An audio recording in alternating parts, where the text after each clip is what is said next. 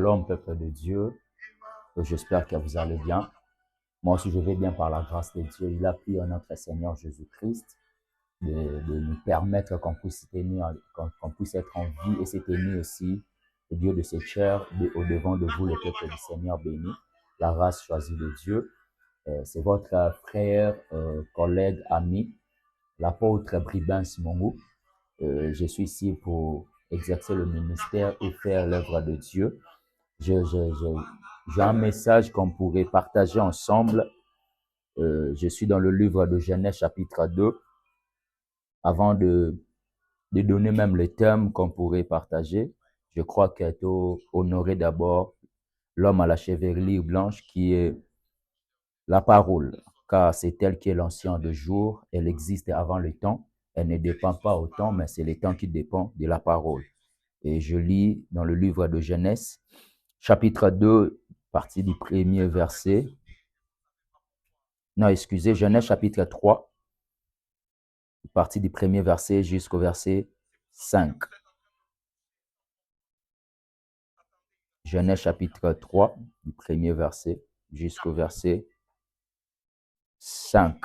On peut descendre même au verset 6, mais le plus important va rester au verset 5. Je lis au nom du Seigneur Jésus. Genèse chapitre 3, partie 1 jusqu'au verset 5. La parole déclare: le serpent était le plus rusé de tous les animaux des champs que l'Éternel Dieu avait fait. Il dit à la femme: Dieu a-t-il réellement dit, vous ne mangerez pas de tous les arbres du jardin? C'était une question que le serpent avait posée. La femme répondit au serpent: nous mangeons du fruit des arbres du jardin. Mais quant au fruit de l'arbre qui est au milieu du jardin, Dieu a dit, vous n'en mangerez point, et vous n'y toucherez point, de peur que vous ne mouriez. Alors le serpent dit à la femme, vous ne mourrez point. Mais Dieu sait que le jour où vous en mangerez, vos yeux s'ouvriront et que vous serez comme des dieux, connaissant le bien et le mal. C'est ainsi la parole du Seigneur et c'est là où il y a notre pensée. Notre message, en fait, d'aujourd'hui, le message du jour est intitulé « Conversation entre le serpent et la femme ». Nous allons partager aussi la conversation entre le serpent et la femme. Le jour le jour où j'avais médité ces tests, j'ai été béni. J'avais compris beaucoup de vérités, beaucoup de réalités. Mais au moins, nous allons partager ces 3 points qui est basé par rapport à cette conversation entre le serpent et la femme.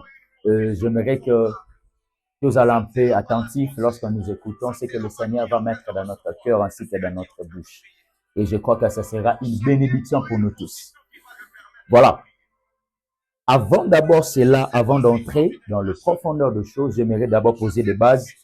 Ma première base, j'aimerais poser dans ces lignes, dans ce contexte, dans cette pensée.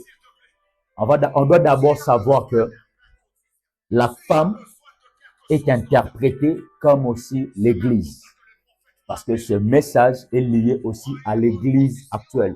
Je suis dans une pensée prophétique parce que selon 1 Corinthiens 14:6, la parole déclare ceci, que l'évangile du Seigneur est basé par quatre fondements qui est la révélation, la connaissance, la prophétie et la doctrine. Prophétiquement, la femme de Genèse ici, ça nous parle de l'Église. Et doctrinalement, ça nous parle de la personne, physiquement, moi et vous. Mais aussi dans un aspect prophétique, ça nous parle de l'Église. Voilà. Et déjà, j'aimerais qu'on puisse savoir cette conversation est aussi directionnée entre la conversation qui s'est basée et fondée entre le serpent ainsi que l'Église, où je peux parler l'Église corps du Christ, ou l'Église locale, l'Église en général, je parle de l'Église. Et là où nous venons de lire, dans Genèse chapitre 3, partir au premier verset jusqu'au verset 5, la Bible nous explique une chose. La Bible dit que le serpent était un animal le plus rusé. Et il est venu vers la femme.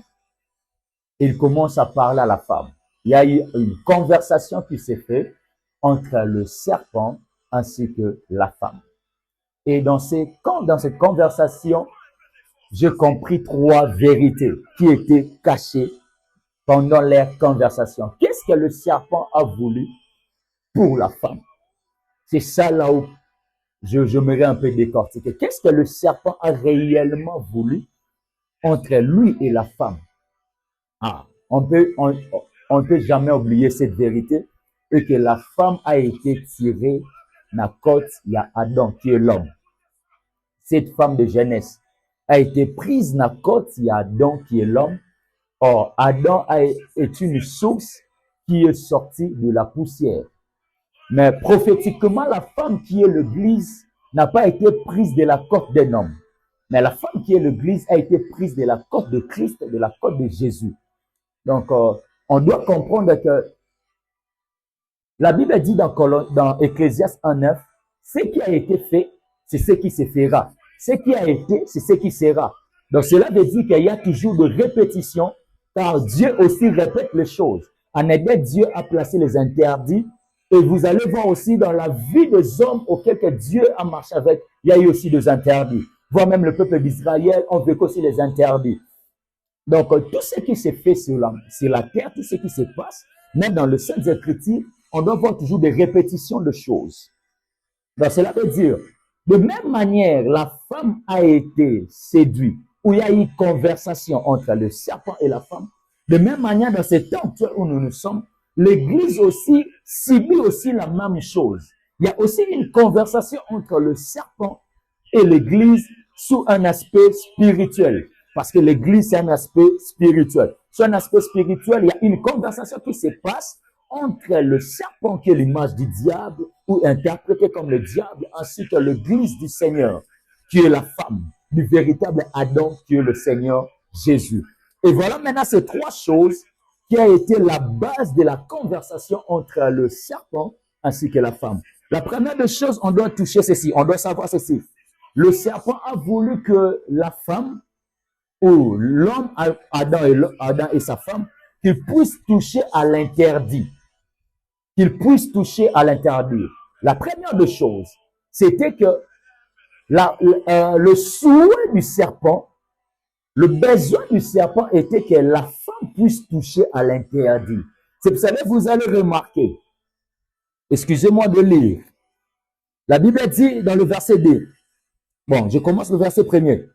Le serpent était le plus rusé de tous les animaux de champ que l'Éternel Dieu avait fait. Il dit à la femme, Dieu a-t-il réellement dit? Ici, j'aimerais mettre un fondement pour dire ceci. La parole de Dieu n'est pas une réalité, mais la parole de Dieu est une vérité.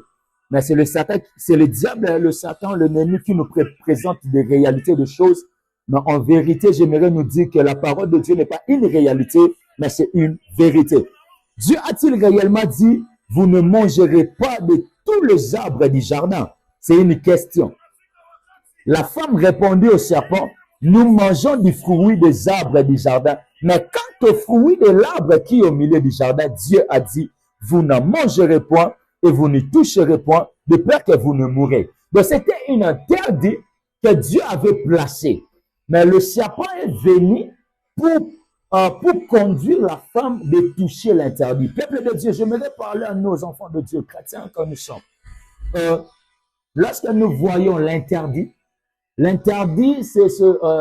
c'est une loi que Dieu met particulièrement pour une personne, pour une famille, pour une nation. Dieu met des interdits particulièrement pour une personne, une famille ou une nation. Si je peux prendre l'exemple d'une nation, nous allons remarquer les enfants d'Israël. Ensemble avec Josué, la Bible nous fait voir dans le livre de Josué, alors qu'ils ont traversé le Jourdain et ils ont détruit Jéricho. La Bible dit l'Éternel avait mis les interdits.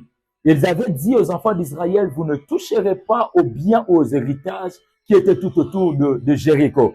Mais il y a une famille, dans cette famille, il y a un homme au nom d'Akan. Akan, lui, il avait touché les interdits que Dieu avait interdit aux enfants d'Israël. Mais Akan est parti toucher l'interdit. Et il y a eu des conséquences qui étaient arrivées. Après avoir qu'Akan a Simba interdit, Dieu est venu frapper Akan ainsi que sa famille. Alors, quelle était la conséquence comment que lorsque les enfants d'Israël avec Akan, Simba qui a interdit, c'était pour la première fois de subir ce qu'on appelle l'échec Nakan, Tonatan, Yakoma. Parce que Israël, ils avaient reçu la parole de la promesse ou la parole prophétique ou une promesse que Dieu avait donnée à Israël au travers de leur patriarche ou de leur père au nom de Jacob. Lorsque Jacob a lutté avec Dieu, Dieu a dit à Jacob, tu as lutté avec les hommes, tu as lutté avec Dieu et tu es sorti vainqueur. Cela veut dire, l'ADN de Jacob, c'est un ADN qui est lié à la victoire. Chaque fois, ils feront face au combat. Mais ces jours-là, après avoir touché l'interdit, la Bible dit les enfants d'Israël, parce qu'ils étaient partis combattre un peuple au nom de Haï. Lorsqu'ils étaient partis combattre ces peuples, ils ont été vaincus par les ennemis. Et c'était pour la première fois de connaître le chèque de la victoire au camp de bataille. Pourquoi? Alors, quelle était la cause? La cause était qu'Akan avait touché l'interdit. Donc, j'aimerais parler à quelqu'un. À chaque fois que nous touchons aux interdits, nous subissons des conséquences. Peut-être qu'il y a eu un combat, il y a eu une promotion, il y a eu une opportunité, mais à cause de l'interdit, nous risquons de perdre une opportunité qui a été destinée pour nous. Alléluia. Alors, je bénis le Dieu de grâce. Pourquoi? Parce que fondamentalement, on doit comprendre que l'interdit a été donné. C'est une loi que Dieu donne à une personne, à une famille ou à une nation. Je peux prendre notre nation, la RDC. Nous sommes un pays laïque où il y a plusieurs doctrines, il y a plusieurs religions, et il y a plusieurs dieux, je peux dire.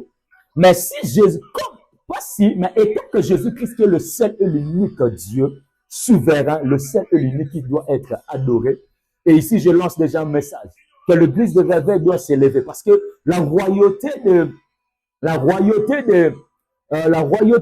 Saoul devait être accompagnée avec le sacerdoce de Samuel. Aussi longtemps Saoul doit obéir à la voix de Samuel, sa royauté doit durer. Mais le jour où Saoul avait désobéi à la voix de Samuel, sa royauté a été déchirée. Par là, j'aimerais dire quoi? Un autre pays doit être associé au sacerdoce ou à l'église qui est l'église du Seigneur Jésus, pour qu'il y ait le changement, pour qu'il y ait la victoire. Parce que si l'église du Seigneur n'est pas considérée dans cette nation, nous risquons. Pourquoi? Parce qu'il y a plusieurs dieux. Or, si je peux prendre Israël étant une nation, et je prends aussi la RDC étant une nation, parce que prophétiquement, Israël, c'est l'église dans le temps réel. Mais je prends d'abord Israël comme une nation. Dieu a dit dans Exode 20, vous n'aurez aucun autre Dieu. Alors, réellement, Jésus-Christ qui est le véritable Dieu. Quel est maintenant le rôle de l'église dans notre pays, la RDC? On doit s'élever, prier pour notre nation et ramener la vérité au sein de notre pays. Parce qu'il y a des interdits qui ont été dits, qui ont été donnés, et mais il y a des hommes ou des femmes qui touchent à ces interdits. Et je parle maintenant pour nous les chrétiens, les enfants de Dieu. Lorsque je dis que l'interdit, c'est une loi que Dieu peut donner à une personne, à une famille ou à une nation, je peux prendre l'exemple de Samson. Nous tous, dans l'histoire, il y a Samson. Dieu avait mis l'interdit dans la vie de Samson. Il avait dit quoi, Samson? Que Samson, qu'on dévoilait secret à force naïveté. C'est ce que Dieu avait dit, l'interdit à Samson. Et peut-être que les autres, bien, si vous retrouvez un peu compliqué, vous regardez la vie de Samson. Samson pouvait toucher aux femmes, il pouvait coucher avec les femmes. Et le mot est mais Samson ne pouvait pas révéler les secrets de sa force. Le jour où Samson a révélé le secret de sa force, il avait perdu sa force. Donc, dans la vie de tout homme de Dieu, dans la vie de tout enfant de Dieu, il a ses interdits que Dieu lui a donnés. Peut-être ton interdit à toi, Dieu t'avait dit que tu ne peux pas prendre de l'alcool. Tu ne peux pas prendre de l'alcool. Mais je n'ai pas dit que comme tu ne vas pas prendre de l'alcool, il faut vivre en impudicité. Non, je n'ai pas dit ça. Parce que, interdit, laisse-moi te dire, tu perds aussi des choses. Parce que c'est lui qui tombe dans l'impudicité, il pêche contre son propre corps. Or, la Bible dit notre corps est le temple de l'esprit. Et là, nous attristons le Saint-Esprit. Donc, tu dois veiller sur tes interdits. J'aimerais te dire, si Dieu t'a appelé, il doit te révéler aussi tes interdits.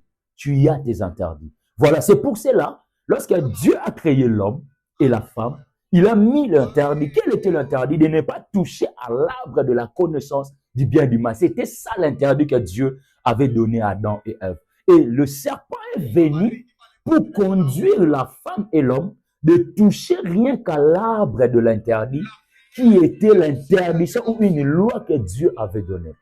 Donc, c'est ça la mission du diable dans la vie de tout enfant de Dieu. J'aimerais nous donner un conseil.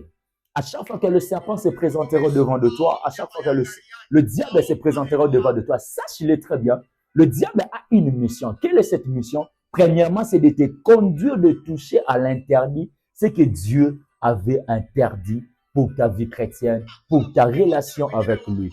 Nous sommes tous des enfants de Dieu.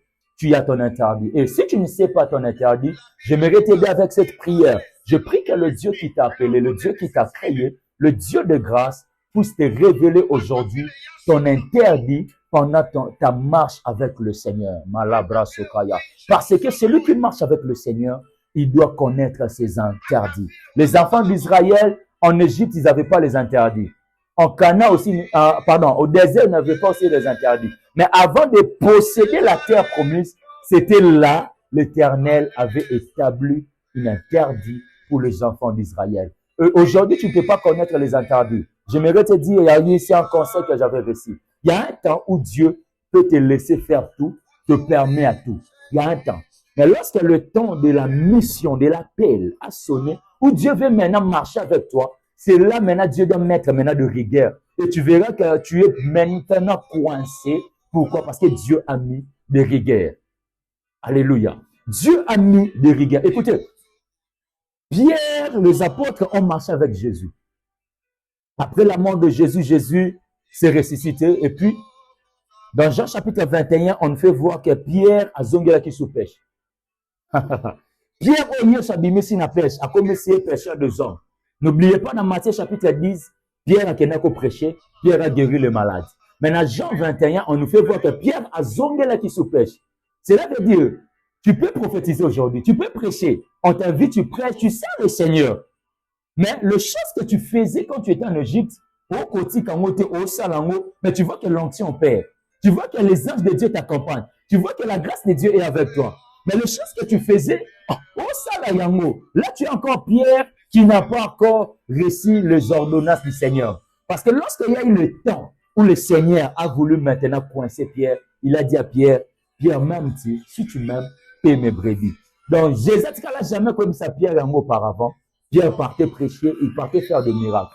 Mais lorsqu'il y a eu maintenant le temps où le Seigneur veut maintenant agir au travers de ses apôtres, il a dit à Pierre, si tu m'aimes, paie mes brebis. Donc, c'était ça. Ce que j'aimerais dire à quelqu'un.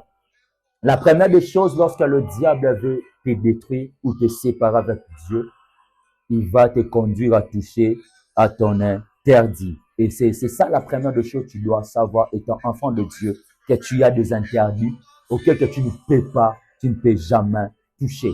Et au devant de Dieu, tu dois être humble en lui suppliant de te donner la force de ne jamais toucher aux interdits. Tu peux tomber tant qu'humain, mais dis à Dieu, Seigneur, aide-moi de ne jamais toucher aux interdits.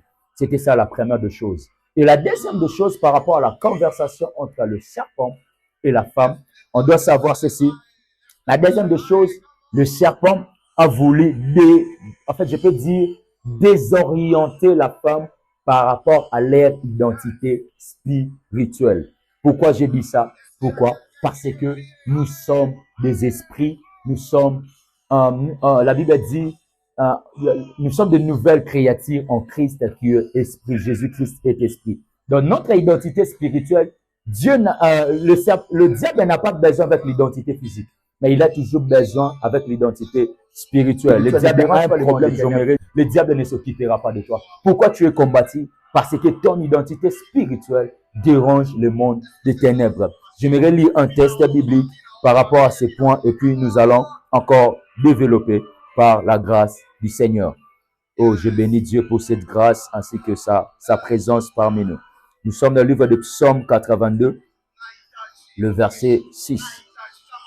Qu'est-ce que la parole déclare? Psaume 82, le verset 6, la Bible dit ceci. J'avais dit, vous êtes des dieux, vous êtes tous des fils du Très-Haut. J'avais dit, tout l'en a bien battant, Bible le béni, j'avais dit. Donc c'est que c'est au passé. Ce n'est pas au présent ni au futur. J'avais dit. C'est que c'est au passé. Vous êtes des dieux. Vous êtes au présent. Mais j'avais dit au passé. Et vous êtes au présent. J'avais dit au passé, mais vous êtes, c'est au présent. Alors, quand est-ce que Dieu nous avait dit que nous sommes des dieux? On doit trouver les camps. Quand est-ce que Dieu avait dit nous sommes des dieux? Avant de nous révéler les camps, retournons toujours dans Genèse, chapitre 3 toujours. La Bible dit ceci. Je suis maintenant dans le verset 3. Non, le verset 4. Alors le serpent dit à la femme, vous ne mourrez point, mais Dieu sait que le jour où vous en mangerez, vos yeux s'ouvriront et que vous serez comme des dieux, connaissant le bien et le mal. Gloire au Seigneur. Satan dit à la femme, Dieu sait lui-même, le jour où vous allez toucher, vous allez manger, tu vas toucher à l'interdit, tu vas manger, et c'est ce jour-là, vous commandez Banzambi. En absent, Dieu nous dit, je vous avais dit. Donc, j'avais dit que vous êtes des dieux. Donc, Dieu nous avait dit au passé. Alors, quand est-ce que Dieu nous avait dit que nous sommes des dieux? Et avec un texte biblique, Genèse chapitre 1. Genèse chapitre 1,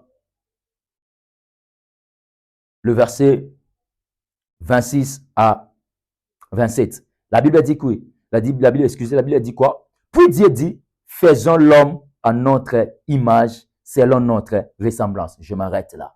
Faisons l'homme à notre image et à notre ressemblance. C'était là que Dieu nous avait dit que nous sommes de Dieu. Parce qu'il a dit, faisons l'homme à notre image et à notre ressemblance. Donc, c'était au partir de ce temps-là, lorsque Dieu a ouvert sa bouche pour dire, faisons l'homme à notre image, du coup, nous sommes devenus des dieux. Alléluia. Nous sommes devenus des dieux. Et maintenant, Satan, c'est ton identité spirituelle. Je viens de partager avec un homme de Dieu, j'aime beaucoup le cordon Enoch, je lui ai dit quelque chose. L'apôtre Jacques a dit dans son épître, dans le livre de Jacques, il dit, Élie était l'homme de même nature que nous. Mais pourquoi il y a une différence? Or, Élie n'a pas marché avec Christ. Jacques avait marché avec Christ. Mais pourquoi Jacques doit se voir inférieur à Élie?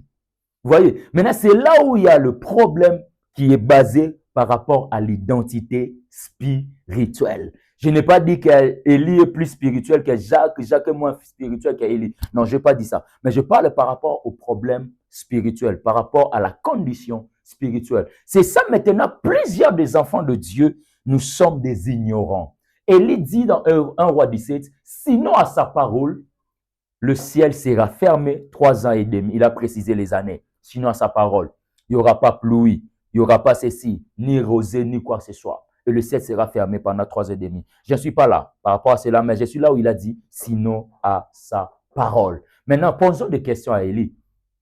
C'est que moi je sais, la Bible me dit, au commencement était la parole était avec Dieu, et la parole n'était pas la parole d'Élie, mais c'était la parole qui est Dieu. Alors, comment est-ce que Élie doit dire, sinon à ma parole, le ciel sera fermé? Donc, c'est que, par rapport à cette pensée, Élie connaissait son identité spirituelle. Vous voyez, c'est ça maintenant le problème avec nous, les enfants de Dieu, les hommes de Dieu. Donc, Élie connaissait son identité spirituelle. Qui il est dans le monde spirituel? Prévanez, souvenons-nous dans le livre de Daniel, le roi, le Chaldéen, tout ça, lorsque Daniel a révélé le songe et puis interprété le songe, lorsque Daniel a rappelé au roi le songe et interprété le songe, le fait de rappeler au roi le songe, c'est ça, rappeler la loi, le psaume et le prophète. Interpréter le songe, c'est ça, interpréter les Écritures. Lorsque Daniel a interprété le songe, qu'est-ce qu'on a dit de Daniel? Il a l'esprit de Dieu. Il est Dieu. Vous voyez? Donc, l'identité spirituelle que nous avons, cette identité est plus forte que Satan. Tu me donneras raison. Pourquoi? Il n'y a aucune créature que Dieu avait dit, faisons-lui à notre image et à notre ressemblance. Dieu a dit que la terre produit les arbres, la terre a produit les arbres. Dieu a créé les anges étant des esprits, les vents, tout consort. Je ne suis pas là. Satan aussi, il est une créature de Dieu. Il est une créature de Dieu. Mais lorsqu'il s'agit de l'homme, Dieu a dit, faisons l'homme à notre image et à notre ressemblance. Donc cela veut dire que l'homme porte une partie de la divinité, de l'identité de Dieu. Maintenant, Satan sait la dimension de ton identité. Satan sait l'identité, ton identité spirituelle. Écoutez ce mouvement prophétique. La Bible dit que le mange en vie le toit du Maître Jésus. Qu'est-ce qu'ils ont dit par rapport à cette étoile? Ils ont dit, on a vu l'étoile du roi qui vient de naître. Un roi qui vient de naître. Donc, c'est que l'identité de l'étoile de Jésus, c'est l'identité d'un roi. Donc, Satan, c'est ton identité spirituelle, c'est une identité d'un roi.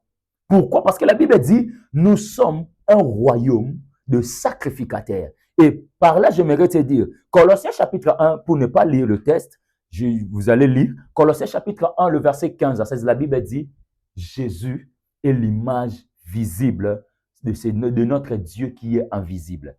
Lorsque Dieu dit ici dans Genèse 1, faisons l'homme à notre image et à notre ressemblance, cela veut dire que nous portons l'image de Christ. Nous portons la ressemblance de Jésus. J'aimerais parler à un homme, j'aimerais parler à un enfant de Dieu. Alors si tu as Jésus, sache-le que tu es Dieu. Tu as la nature de Dieu, tu as l'image de Dieu. C'est en Jésus-Christ que nous faisons peur au Satan. C'est en Jésus que la Bible dit, à son nom, tout genou fléchit dans le ciel, sur la terre et sous la terre. Le ciel, c'est le lieu des esprits. La terre, c'est le lieu des hommes.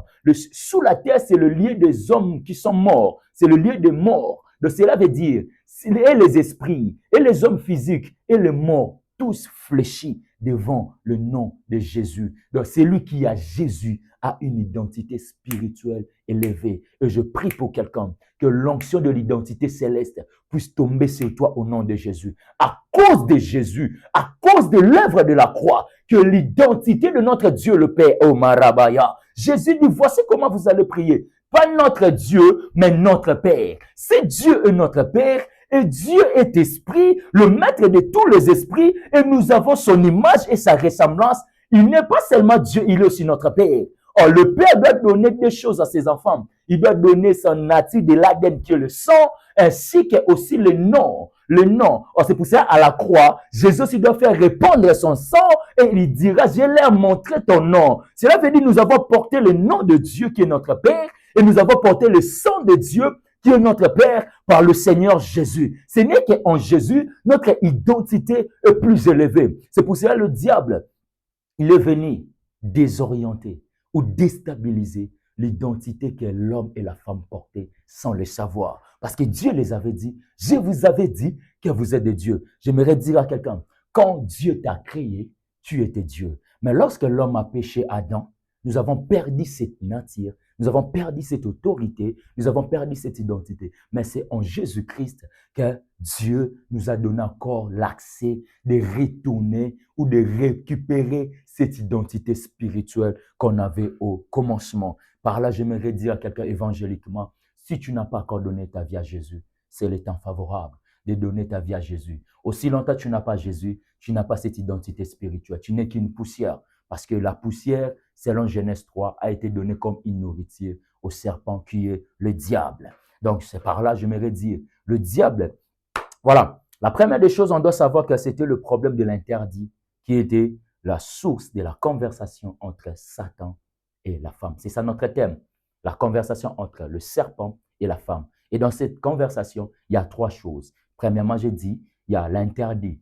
Et deuxièmement, l'identité spirituelle. Donc, Satan cherchait que la femme puisse toucher à l'interdit. Deuxièmement, de perdre son identité spirituelle. Lorsque le diable vient pour te tenter, c'est pour que tu puisses perdre aussi ton identité spirituelle. Souvenons-nous de Matthieu chapitre 4. Le serpent, le même serpent, il a dit à Jésus, si tu es fils de Dieu, ordonne qu'à cette pierre de devenir le pain. Donc, c'est que Satan connaissait l'identité spirituelle de Jésus. Il sait que c'est le Fils de Dieu. Voyez? Donc, Satan sait que tu es fils de Dieu. Satan sait que tu es fille de Dieu. Satan le sait. Mais il veut que tu puisses perdre ton identité spirituelle. Mais je crois, par la grâce de Dieu, le Seigneur ne permettra pas que tu puisses perdre ton identité spirituelle.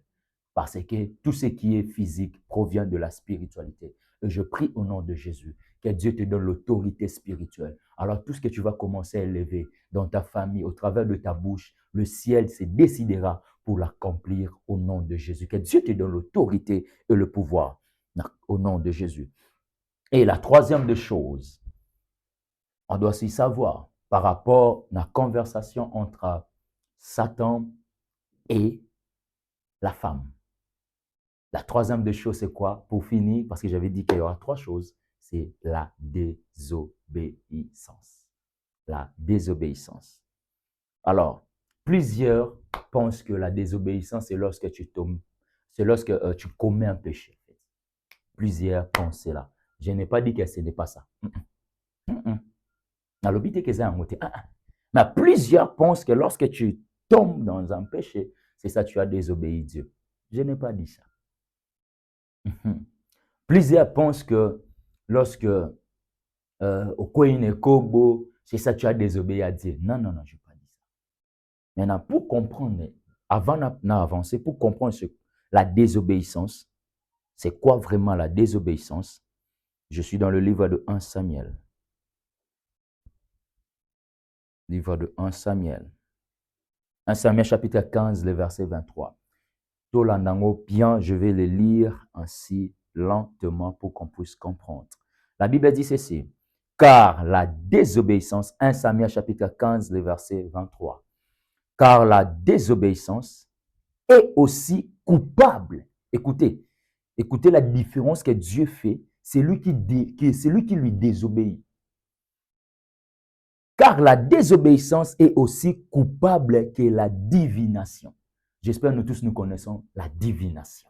Mouta gumba melaka banzambe ba esprit babikeko tout ça.